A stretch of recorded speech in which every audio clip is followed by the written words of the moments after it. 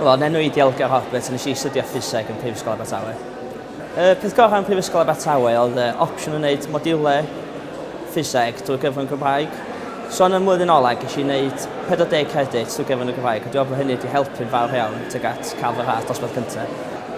Clybiau nes i mynd blwyddyn gyntaf oedd chwilio, ac dwi wedi mynd efo'r Gymdeithas Gymraeg hefyd. Mae mynd efo'r ddau glwb wedi helpu'n fawr iawn i gymdeithasu o bobl gwahanol, blaw am bobl sy'n ar y cwrs.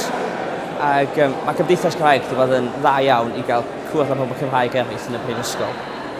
So yn y Prifysgol, erbyn y blwyddyn ola, fes i'n tysorwydd ar y Gymdeithas Gymraeg, a credu bod hynny wedi helpu fawr iawn am yn cael y swydd dwi wedi dderbyn.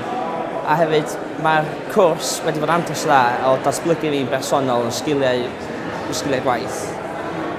So, ar gyfer y dyfodol, mae gennau swydd yn cochio mis Medi efo NHS yn y Gogledd Cymru, ac swydd finance i'r raddedigion ni.